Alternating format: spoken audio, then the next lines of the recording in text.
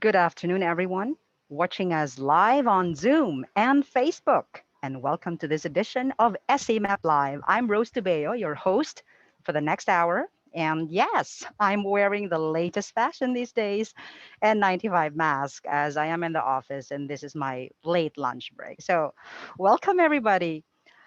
Ladies and gentlemen, the pandemic has forced us all to question so many elements of our day to day lives. It has forced us to think about and realize what really matters to us and the world we live in. It has actually forced us to question our, long-standing habits, routines, and values, both in our personal and working lives. For this afternoon, SEMAP Live will be tackling at how we can look after the well-being of our employees and colleagues while also keeping them engaged as they work while dealing with the anxieties of the pandemic. We will be joined by experts to share their perspectives and insights. And you can ask your questions directly to them later by typing in the comments in the Facebook or if you are comment section in Zoom, or if you are in Facebook, of course, also in the comments and Zoom in the chat box. But first, to welcome us to this edition of the SCMAP Live, the president of the Supply Chain Management Association of the Philippines, Mr. Pierre Carlo Curay. Um, Good morning. Can everybody hear me? Thank you, Rose. Can you hear me? Yes, We yes, we can can. hear you, Carlo. We can hear you, Carlo. Perfect, perfect. Yes. I think I need to share my slide. Okay, there. There we go. Good afternoon. Sorry, morning, but good afternoon to everyone watching us today, live, and good day to you who are watching on demand on YouTube channel. Welcome to the first edition of the SMAP Live for 2021. It's been almost 15 months since the COVID-19 pandemic became the world's largest ongoing concern. We put on our masks, we kept our distance, we did our best to prevent the spread of the little known disease. Yet, despite the large segments of the economy being closed down to the down to try to minimize the number of cases, we in supply chain continue. We knew the importance of what we do now more than ever. We have kept grocery shelves full. We've kept hospitals well equipped. We've kept people in lockdown able to access the things they need and want. The government also knew that our work is important. One of the Philippines government's first pronouncements when lockdowns were imposed in that movements of goods should remain unhampered. The NEDA was oh wait, my screen showing. Okay,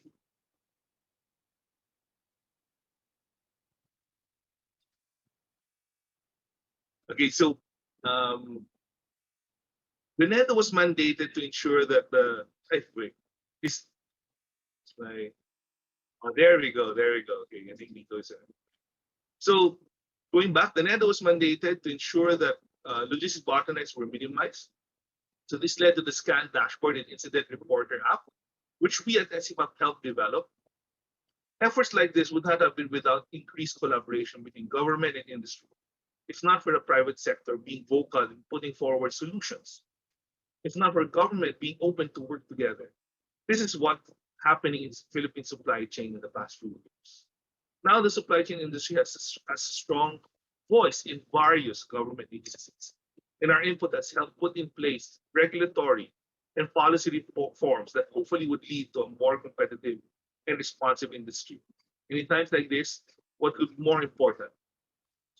We at SIMAP have been hard at work to make sure that we keep supply chain moving during these extraordinary times. In the past few months, we have provided inputs in aid of legislation that aim to regulate shipping costs in the country, work to further supply chain education by contributing to a proposed national logistics skills framework, and continue discussions with government agencies and other industry partners through the Logistics Services Philippines group organized by the DTI. And we're not just dealing with issues during the pandemic. We also looking ahead to long-term issues where supply chain can contribute to their resolution. Our work in supporting and developing the online logistics platform delivery which connects farmers to markets, aims to uplift the agriculture sector and ensure food security not just now, but the years to come.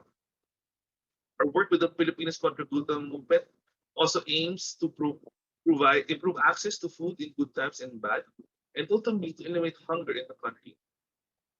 We also continue to serve our members to uplift the supply chain profession. We want to connect you to the ideas and perspectives that matter. Despite the challenges the way you work. Thus, today's SCMAP Live feature respected experts in a discussion ensuring well-being and engagement at work.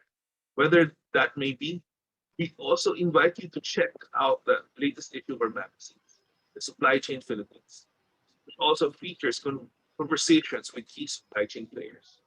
While we hope that one day we'll be able to see each other in person, we at SML promise to continue to work to keep supply chain moving.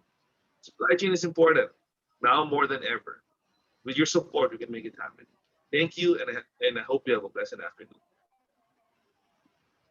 Thank you very much, Mr. Pierre Carlo Curay, President of SCMAP, Supply Chain Management Association of the Philippines. Now, I'd like to introduce our panelists who are joining us for the next hour. First off is Dr. Anthony Leachon. He is one of the country's foremost and most awarded doctors. Of course, as a frontliner, I think he's currently in the hospital or in a clinic today. He was a past president of the Philippine College of Physicians, a former independent director of PhilHealth, a former special advisor for the National Task Force Against COVID-19, and the chairman of the Kilusang Contra COVID. Good afternoon, Dr. Tony.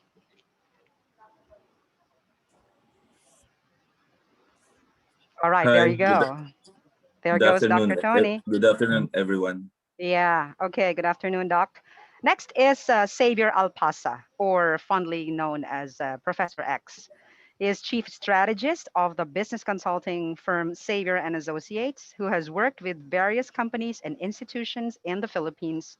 A strong proponent of social entrepreneurship, he is also recognized for his insights as a TED or TED Fellow and a Rockefeller Foundation Bellagio Center Fellow. Good afternoon, Professor X. Magandang hapon sa inyong lahat. Good afternoon. Magandang hapon. And finally, we have Mr. June Arive, a former SCMAP director and currently assistant vice president for distribution of personal collection direct selling. He's also a registered psychologist and a member of the faculty of the University of Makati. Good afternoon, June. Good afternoon, everyone. Good afternoon, Rose. Thank you so much for being here with us in the SCMAP Live this afternoon.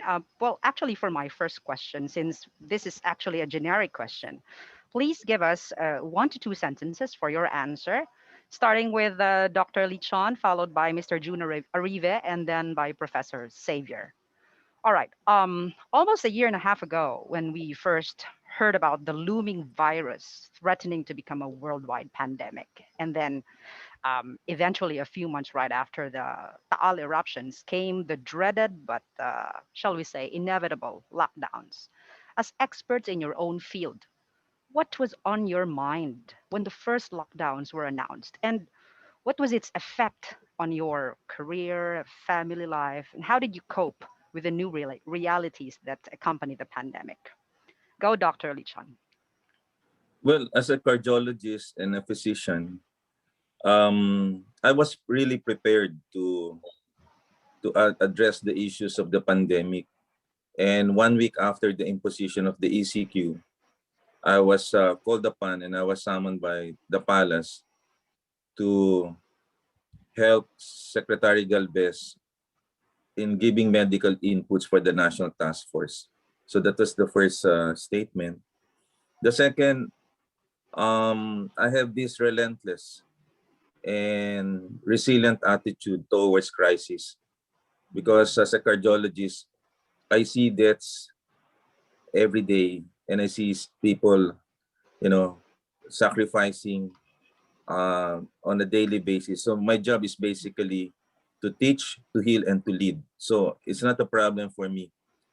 I try to manage my time in order to help my patients. Thank you for that. June? Yeah, for me naman, at the start, there was of course, there was uncertainties, there was fear um, regarding what would be the setup because it came as a surprise Mm-hmm. in both my career as a supply chain professional and also as a psychologist.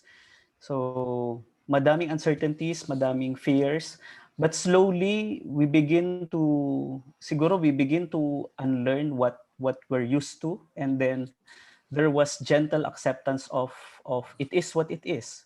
And then so we need to do something about the current situation. What do we need to do? Do we need to have a change in setup? So everything changed, no? So from my teaching profession also. So in school, we shifted to the online platform. Actually, it Mm-hmm. was at the mid of the sem. So we called off the semester, and then everything was to be ano na lang, virtual.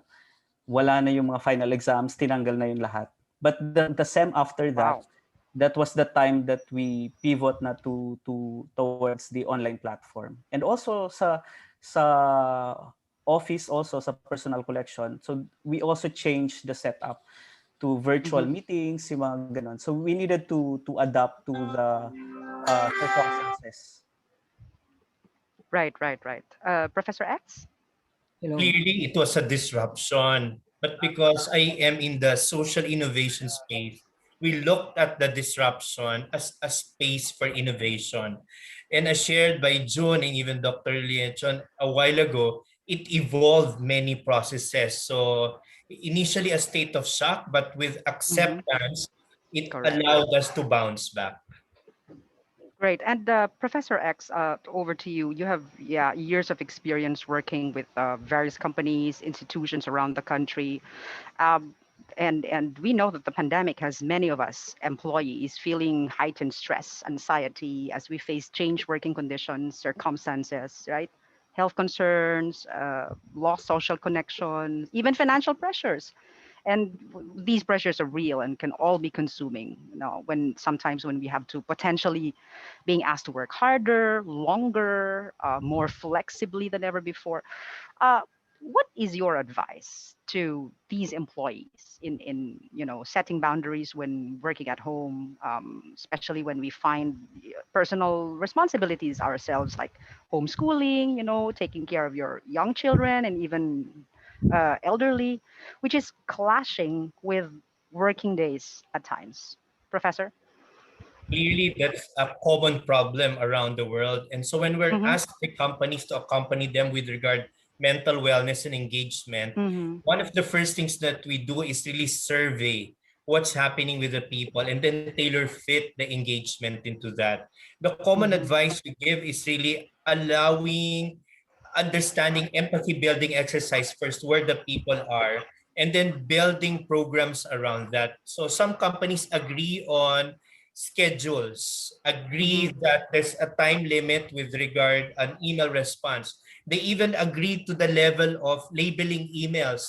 If it's for your Mm-hmm. only response required tomorrow. So there are agreements like that. But one very concrete program that we also implemented is what we call TGIM or Thank God It's Monday. It was an ask of a company to have a spiritual program at the start of the week for a 15-minute 8 to 8:15, 8:20 spiritual nourishment to start the week, right? Because I think people really need spiritual nourishment for mental wellness nowadays. Great, that's great there, Professor. And I like the part of labeling emails to make sure that we just uh, look into the emails that are really important and that are pressing and urgent, and also the spiritual nourishment. Now, going into the employers, I think, because we're in the companies and we're talking about employees. Uh, our employers or those with staff under them, how can we as employers or leaders of organizations ensure that our people continue to deliver, maintain, if not improve productivity, given that you remove that commute going to the office every day, right? Without go going over the line and overboard, right? You said about empathy building, scheduling, doing time limits. How do you see that moving into the better normal or the new normal? You know, after all the vaccines, do you think this will continue on, Professor? Yes, and Dr. Leachon will be a better authority to determine the forecast, but some people are saying 2 to 3 years before we get to that level of herd immunity of sort. But for the employers, the survey towards a tailor-fitted engagement. Hmm. Secondly, I think it's important to shift towards an outcome-based or output-based orientation rather than an expectation of an 8 a.m. to 5 p.m. rigor of a work. The third is Wow. aligning with regard key performance indicators that include mental wellness because we really need that mental wellness to become more productive. So it's really tailor fitting the engagement towards what the people are needing right now. So towards an output based, outcome based orientation. Very interesting responses there, Professor. Really interesting on the output base, but we'll see to that. On to you, Doctor. Can I add lang, Oh, yes, Rose, yes, June, of to course. Professor? Yes, of course. Siguro, kasi di ba, there will come a time that this will really be over. So, and Let's hope. siguro the pandemic allowed us to really reflect on what's really important to all of Mm-hmm. us. Mm-hmm. So maybe come the new normal, we need to really also think about our courage to reset. What parts of what we so-called normal are no longer useful, so that the better normal will really be something that we can aspire to, and the new model na siguro yung part na yon para we can Great. let go of all those hindi na natin kailangan. Great points there, June, and something that I will expound later. I have a question for you there, June. But let me first go to Dr. Lichon. Dr. Leachon, when the COVID-19 cases in the country had actually exceeded over 1 million, as we sought to boost uh, healthcare capacity to ease strains in the hospital and medical staff, stretched already by the second wave of infections. Uh, would you describe us, based on your experience and observations, as a frontliner, the state of the well-beings of our frontliners in our hospital and clinics these days, and what you guys do to cope with the stress, anxiety, and physical fatigue, to still stay on top of the game, to treat the sick and generally help other people? Doc? Well, well, I was a witness to this particular dilemma, and you know for a fact that some of our colleagues in Manila Doctors Hospital perished during the first Oh, few days of the COVID. Um, I think for fortune you've heard about Dr. Sally Gatchalian, you heard about yes, Dr. yes. Greg Makasayan, and Mm-hmm. scores of physicians. I think from other hospitals, I think a total about 40. So it was really painful at that time. And Mm-hmm. that was the time for us also to realign and, of course, to unite. And that was the moment that we really need to step up to the plate and perform our duties as well as physician leaders of the country. I think that's Mm-hmm. the first step. Um, I think the biggest moment for the physicians um, was during the time that they had to unite and create guidelines for the workplaces. I was a witness also Yeah. of that, and still a witness because my wife works as a senior medical advisor at Unilever for 25 years. And I can see her work 24/7 during the first few months in trying to set the guidelines for the COVID. And as a FYI, I used to work in the corporate world also. I used to work with Pfizer for 2 decades, and I quit in 2010 due to a family death, and the death of my sister. So I had basic knowledge about corporate world. But what I can say right now, in order to cope up with this problem, is first secure your family's health. I Mm. think the most painful one is, of course, having a family member sick and everything. So it as charity should begin at home. And I think by creating an environment of physical health, so we bought a treadmill machine, we set up for exercise in order to increase our productivity and of course release of our endorphins. I think that's very important for mental, physical, and spiritual health, as mentioned by Professor X and our Mm-hmm. colleague here. The second is to set a checklist for the things that you have to do. I mean, the problem here in working at home is basically you think that you have to work 24/7. I don't think that's the way to do it. I need to have to pace yourself. And I believe in that particular statement that you have to manage your energy and not your time. You don't have to work 24/7. All you need to do is to do a checklist and prioritize on the best things. And then try to manage your energy so that you'll be able to do your work. And I think the last one that I'd like to mention is that the most successful countries in the world are actually managed by, I'm sorry to say this, but by women leaders. Prime Minister Jacinta Ardern, the Prime Minister, of course, of Taiwan, Taiwan. Yes. of course, Angela Merkel, you have Carrie Lam. Some of the best these leaders are actually women. And basically, based on that particular journal that I read, they possess these three qualities. They have empathy, they have understanding, and they have compassion. They have compassion. And then Mm-hmm. number two, they maximize digital technology in order to improve the system. And number three is that they stick to science, that is basically border control, more testings, contact tracings, isolation, and quarantine. And the last one is to focus on vaccination in order to rapid vaccination to achieve herd immunity and then reopen the economy and bring back our lives to normalcy. So basically, that's the blueprint that I'm following right now. So I'd like to repeat Great. for everyone as a science person, we need to stick to the minimum health standards, health protocol.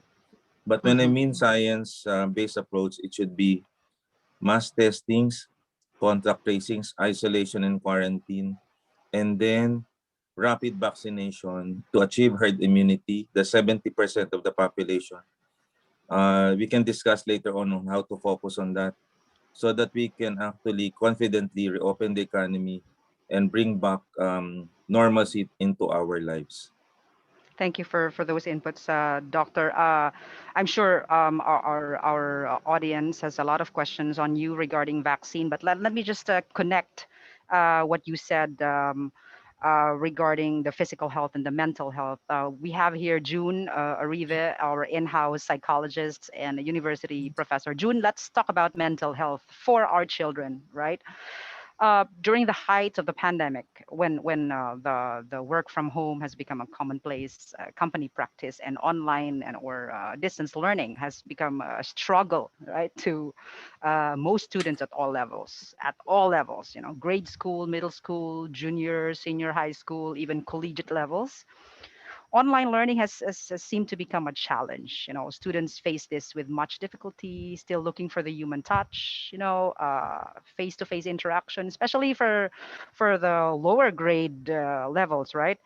And we know that, well, according to a report of UNICEF 2019 report, there are more than 2.2 billion children in the world who constitute approximately 28% of the world population. Those aged between 10 to 19 years make up 16% of the world's population.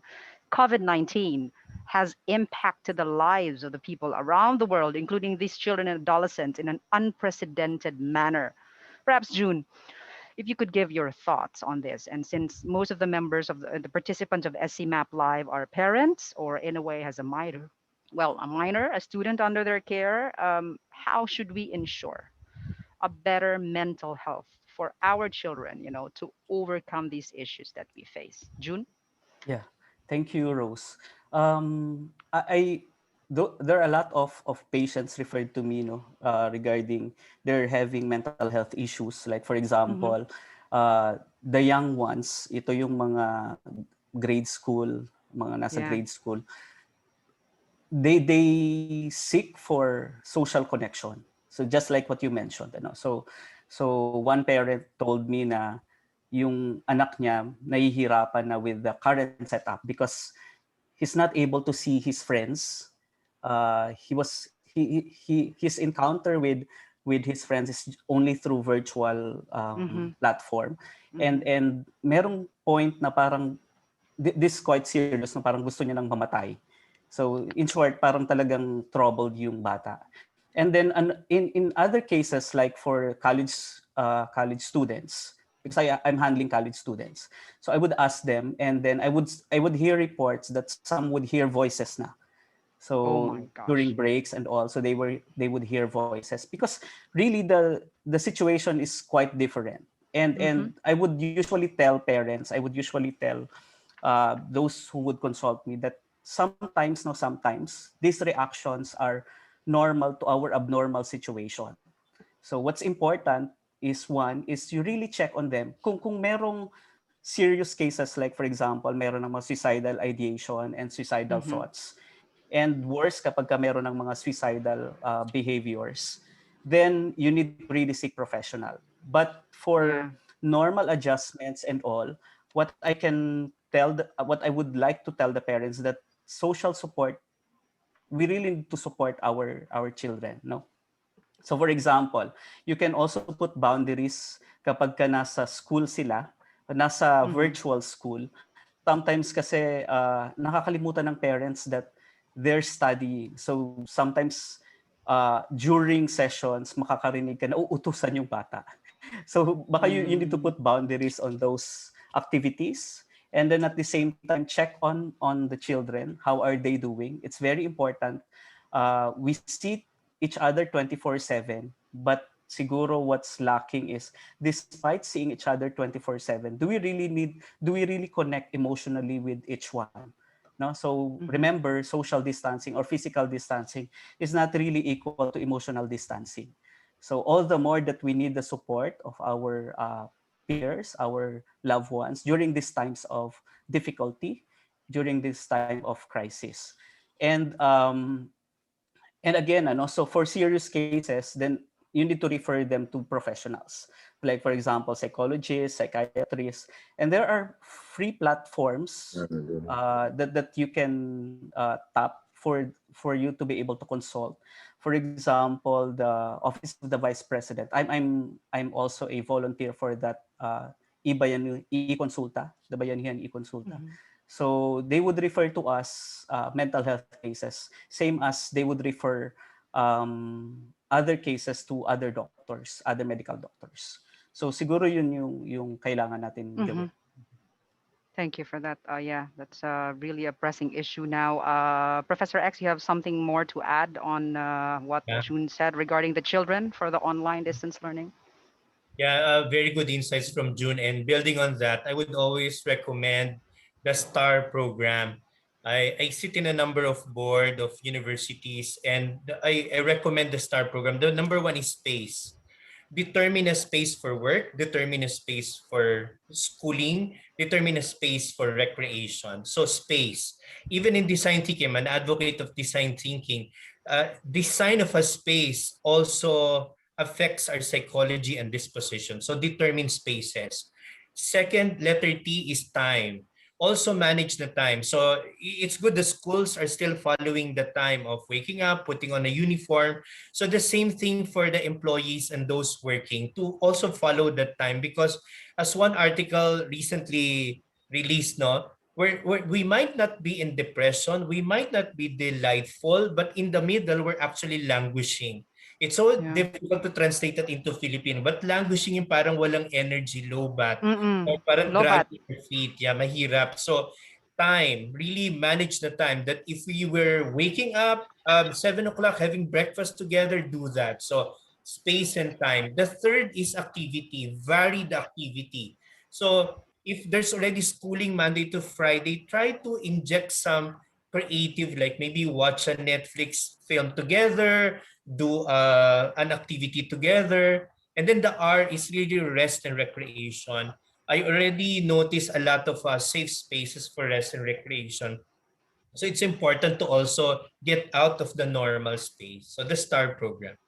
Very interesting yung STAR program na yan. But professor, even doctor, um, how do you think are the institutions and the schools, the academe, doing this in terms of managing time, of giving ample time for students? Because I can hear a lot of students complaining because uh, their teachers, their professors are giving them a lot of work, more than they can handle.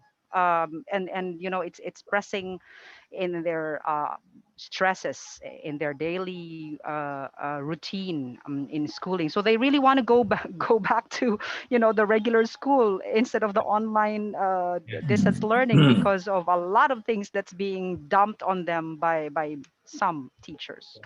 I'd like to give an initial response and give the floor to Dr. Leachon. No? Having sat in a lot of board meetings of schools, one thing that we realized is that because of the pandemic, there was a rush towards an online program.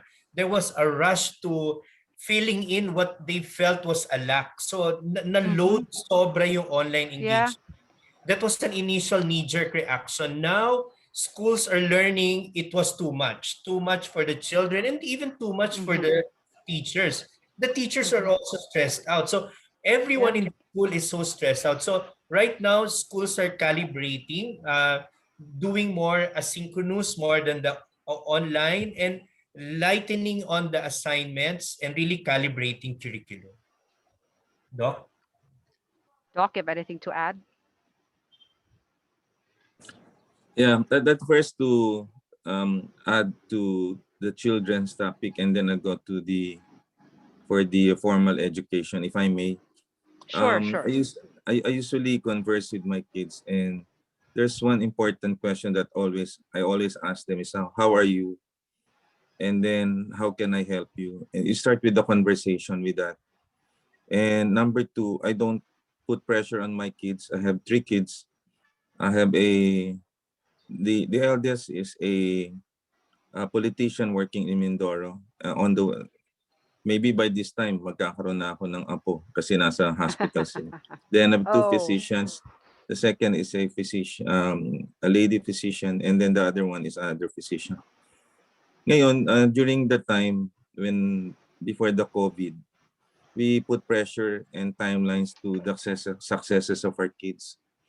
I tend to believe right now, dreams and successes don't have a timelines in the COVID time. So I always give them a lot of latitude. If you Mm-hmm. be able to adjust, we don't should put pressure on our kids, and let's try to support them because the depression will be coming from pressure. Kasi siyempre isipin nila yung dreams sila dati yun calibrated and may timelines yun eh. During our time, eto ka, you will have Mm-hmm. this kind of education, and then Mm-hmm. you will have this career, you have to buy a house, then a car, and then a family. Mm-hmm. Ngayon Mm-hmm. wala kang timelines eh.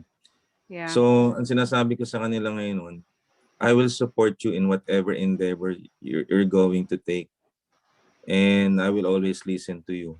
When you give that kind of assurance, I think it will relieve the pressure from your kids. Eh. And number two, maganda yung sinabi ni Professor and our psychiatrist or si psychologist si June. Ang real ang real time talaga na magkaroon. I heard si Chair Popoy de Vera the other day, and he's also a friend kasi I worked with UP Manila before from UST. And he was my boss kasi si Chair Popoy de Vera was the Vice President for Public Affairs of UP um, before becoming the Secretary of CHED, di ba? Ang sabi niya, yung flexible learning talaga is always be there. Meron kang mix of the formal education at saka yung online because depending on the ground, kung maraming cases, a lot of things, talaga mag-a-adapt tayo doon. But what I'm saying, because 3 or 4 days ago, na-announce na yung breakthrough that Pfizer vaccine will be okay for 12 to 15 or less than 18. Mm. That's actually the silver lining na hinihintay natin. Kasi if the kids will be vaccinated, kasi for the information of everyone, dalawang vulnerable segment of society ang hindi pwedeng maka-join and study, the pregnant and of course less than 18. So now after being proven to be effective in adults, doon na lumabas yung pag-aaral for the adolescent and the kids. And Moderna ngayon just declared also na okay sila. So what I'm saying is like this, ang vaccination talaga ang silver bullet for formal opening of the education. Kung mababakunahan ng mga bata, and that is the time later on na magkaroon tayo ng herd immunity. Ang aking projection is that we might be able to have herd immunity for the National Capital Region. Considering we're an archipelago and we have surges in the countryside. So it's a enormous task na 70 million of the population given the limited supply chain. No? I'm talking pala with the supply chain experts here. But talking about focus, I don't think we can achieve the 70% of the 110 million. So if I were to be asked on this, I will be focusing on the NCR na 13 million and the plus, which is 13 million. That's Bulacan, Laguna, Rizal, Cavite, 13 million. And then 70% of the 26 million. That is basically your target. Now, I think we can achieve that by end November or December by controlling the NCR plus, which would contain 70% of the cases of the COVID. And this is also the business epicenter. Wherever the NCR plus goes, the nation will go. And then later on, we can actually concentrate on the vaccination of the hotspots in the other regional areas. So I'm projecting a NCR plus herd immunity by December, granting that the supply chain is sustainable, no? Kasi may darating in the next few quarters. But for the Yes. whole country, I think it will be end of 2022. And it might be at after the term of President Duterte. But of course, in the book, The Switch, we want to shrink the problem. And we Yeah. focus first on the NCR plus. So that's the That's silver right. lining that I'm seeing right now. Thank you. But doctor, let's now move on to the vaccine since you opened the discussion on that one. The vaccine's now available, although it is not yet enough, of course. And most working from home, unfortunately, belong to we call that the B6 classification, which is actually the last priority. Some companies also offer vaccines to employees, but there's still hesitancy, right? Of being inoculated for various reasons. Yes. They prefer different Yeah. brands or talagang Mhm. ayaw lang nila, no? Trust and being comfortable Yeah. with. Oh, What is the cause of this hesitancy, doctor? And what is the best strategy to actually okay. encourage the people to be vaccinated? Alam mo, if I were there pa, I would I would actually coach them on the following. Kasi ang customer service kaya time is survey kasi para malaman natin ang pulse of the entire country. Mhm. Ang number one concern of the people is safety. You look at the data. And then of course efficacy. So dapat yun ang unang-una eh. I give medications. Basically, effective ba yan? And then safe ba yan? And then the quality. Mhm. Importante yung ESQ when you give medications eh. Kasi kung hindi gumaling yung pasyente at hindi safe, wala kang pasyente. That's the reason why some doctors are not successful because, or some people, or even not only doctors, it's because the trust that is actually given to the doctors eh. And the trust would mean giving efficacious, safe, and quality products. Now, if you have working in the corporate world before, alam naman natin na the number one company in the world is Pfizer. So, we dropped the ball, according to Secretary Teddy Boy Locsin, kasi we should have gotten 10 million doses Yeah. last July. So, anong nangyari no? Hindi natin nakuha yon. Mhm. We should have started January and then the herd immunity makukuha natin. Plus, so we have to have multiple choices. Kaya lang, dapat the best vaccines, kinuha na natin kagad yun eh. And at that time, Pfizer, Moderna, Astra, dapat naglagay na tayo doon kagad sa phase 3 kasi alam natin lalabas yun ng December. Right? So nakuha na natin yun. So we did not queue up early enough eh. So late na tayo nag-queue up eh. That's the first one. Number two, sorry for being so transparent about this. But the Sure, we need your government's candidness. but the government's preference for the Chinese vaccine, not I'm saying that they're not effective, no. Yun ang nakasakit din sa atin because sometime in October, nagkaroon tayo ng inoculation of the PSG presidential na hindi pa Yes. dapat eh. Okay? The third one is the president's penchant for the Chinese vaccine. In fact, ang in-inject ng presidente sa kanya eh hindi pa registered with the FDA. So if the president was really supporting Sinovac na may EUA, bakit ang Secretary of Health injected a Sinopharm na hindi FDA registered? And that really dampened the spirits of most people kasi Mhm. ang dominant in the portfolio, 66% ng portfolio natin ay Sinovac and then Yeah. Astra. And then only a handful of Pfizer and Gamaleya. Yung overcrowding in Parañaque and Manila, yan ay subtle sign na ang Pilipinos may brand preference.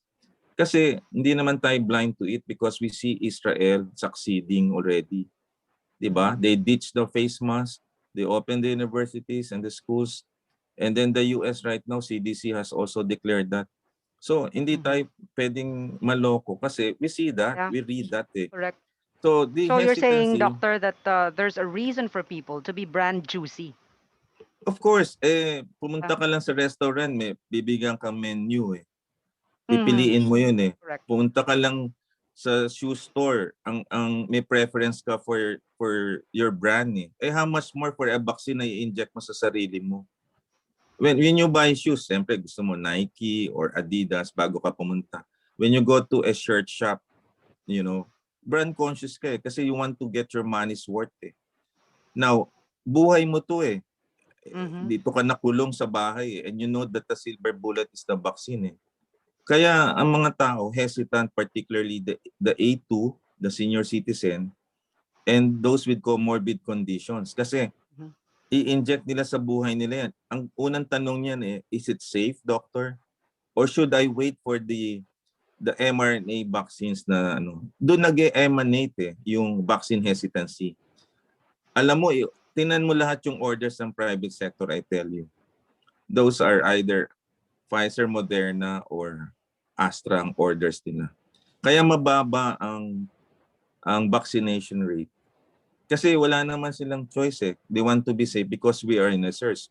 But if we had a choice, let's not be, you know, let's be transparent about it. If we had a choice, siyempre the best choice natin ay yung nakikita nating mataas ang efficacy rate on paper. 95% on Pfizer. Ang Moderna, 94.5%. Then Gamaleya, kaya lang walang track record. And then yung Sinovac, you have a 50% to variable pa. Only 14 countries ang nagmamarket. Samantalang yung Pfizer, 150 countries all over the world. And then you have the Astra, the UK pa. So what I'm trying to say, I'm not, kaya ako nag-disclose ng aking association with Pfizer. Tapos na yung 10 years na. But what I'm saying, may track record yun eh. Imagine mo, penicillin sila ang World War II. They marketed the most successful product ever launched in history, the Lipitor, Norvas, all the franchise products eh. Tapos hindi tayo dun tumaya. We should put our money where our mouth is eh. Kaya I think protracted yung ating herd immunity economic recovery because we cannot accept the fact that we did not order the best vaccines na pwede tayo. Look at Israel. Look at UK right now. Look at US. And hindi naman tayo science-based country din. We miss on the testings and contact tracings. Alam mo, kahit ang Australia, New Zealand, wala silang bakuna, but they're okay. Vietnam, okay. But look at Singapore, in order nila. Now, si Joko Widodo is another story. Sinovac ang ginamit niya with Astra. But they are a very determined population. And kaya in 4 months time, dapa sila. So, ibig sabihin, it's just also execution. Kung Sinovac ang ginusto natin, but we should have executed well. in terms of vaccination. And dun ang problema natin nagkakaroon. So the vaccination hesitancy, to summarize, is basically number one, is about safety, the brand preference, and number three is the lack of good execution in terms of the vaccination program.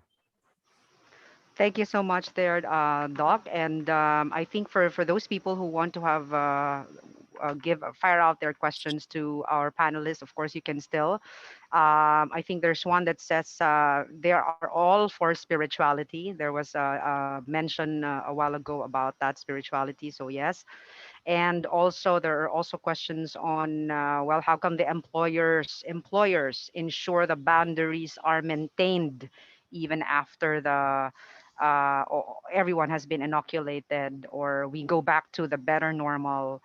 I think we just have to wrap up because we have 10 minutes. We have very interesting inputs there for all three members of our panelists. Any last few sentences from all of you, starting with Professor? Maybe just to end, no, how important spirituality is with regard what's happening. It's so important to believe in a transcendent, whether a being or a value. It's important to believe in something beyond because we're confronted by this crisis right now. By believing in a transcendent, it allows us to deepen our why. I would always say in my talk, basta alam ang bakit, kahit anong sakit, nagiging kaakit-akit. When we know our why, we will survive anyhow. Maraming salamat. Thank you very much, Professor. June, Mr. Jude Arive. Go ahead, Yes. June. Yeah. Well, for me, I definitely agree with Professor X. Ano? So spirituality, especially for Filipinos, it cannot be separated from us. Uh, and there's a big difference between religiosity and spirituality. No? So like what Professor X mentioned, and also like what I do also say to students and to all, um, we just need to believe that everything will be better. And for us to really have wisdom is that one is for us to accept the reality as it is right now. It is what it is. And then for us to realize that life's beauty is really, it cannot really be separated from its fragility. Pain is always necessary for growth. So it's important for us to to be compassionate and accepting of whatever it is that we are currently in right now, and try to learn as much as we can. No, so this is a moment for us to unlearn what we've learned in the past and to really relearn and to learn as much as we can for us to be able to move forward to that so-called better normal. Agree with you there, June, that the best way to survive in this jungle called life is adaptability, and our ability to be very flexible and adapting to whatever changes in the environment. A few last words, Doctor. Thank you very much for the opportunity, and I'd like to thank also our colleagues here, Professor X and June. I'm a physician. I'm a physician, but I'm just mere mortal. The divine healer is the most important. So I always believe in God. In God we trust. In everything that we do, we cannot do everything without, of course, whatever religion you have right now. You have to embrace and accept the fact that in everything that we do right now, I don't think we can solve it. The only thing that we can actually do something about is really to pray, and prayers really could actually do wonders for us and can actually create miracles. So wag tayong susuko, dasal lang po tayo, and I think we will overcome this particular problem. Maraming salamat po. Amen. And thank you once again for your time, Dr. Anthony Leachon, Professor Xavier Alpasa, and Mr. June Arive. As a token of our appreciation, we have sent you these framed caricatures. We hope that you like them. Well, they look like you. I would like to say that. And of course, we would love. Thank you very much. Okay, Na, Thank SCMAP, na-display ko you. yeah. na sa house. Thank you Oo very nga much eh. po. I like Thank it. I you. like it. Thank Maraming you. salamat And of po. course, to our audience, we would like to thank you for watching this edition of SCMAP Live. And don't forget to answer the feedback form, which will open on your browsers after this event. I'm Rose Tubeo, and this has been SCMAP Live. Keep safe, and we hope to see you in our future events. Bye bye.